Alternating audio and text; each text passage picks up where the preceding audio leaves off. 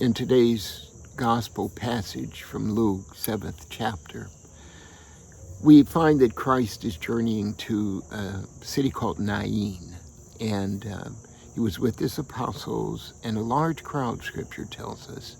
That crowd may have been there because he had just healed a servant of a centurion, and they were watching and seeing this man do these incredible things, this Christ, this possible Messiah.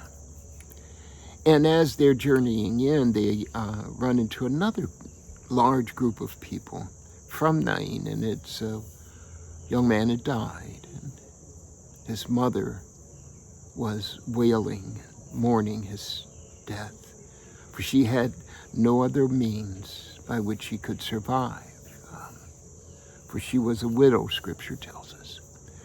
And so Christ, the words come that Christ saw her and saw the boy and raised him from the dead and rejoined them in life. And she most assuredly celebrated, and those that were there, the large crowd that was twice the size that it had been, rejoiced and were absolutely, Scripture says, were in fear. It was such a miraculous thing that he had done. Who could this be? Who could this be?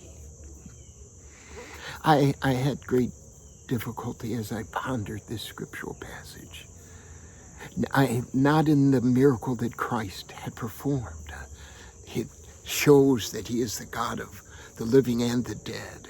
He restores us to the place where we can be in community and be loved, because he joins these communities together through the miracle of the raising of this boy. He restores the woman the widow to her previous place where she would not be alone, not be destitute, but would have someone to care for her. My difficulty was thinking about this, knowing that my little sister died not more than 8 months ago. Little sister, she was 60-something. And she died with me there. And I performed CPR on her, begging God to help her, to save her. Her husband, my brother-in-law, was there. My wife was there. As we prayed and begged God, I pushed on her chest, wailing, God, raise her from the dead. Lord, don't take her. But she died. And this scriptural passage, I know, rings that same bell of mourning in all of your hearts as well, that there has been someone in your life who died. So how do we move from this death? How do we move from our personal pain? How do we move from the loss of someone that we love into an understanding that it was their time? How do we reconcile that?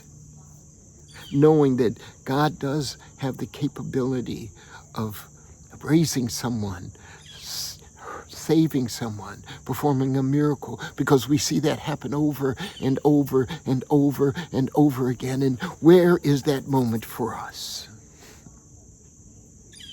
That moment's every day.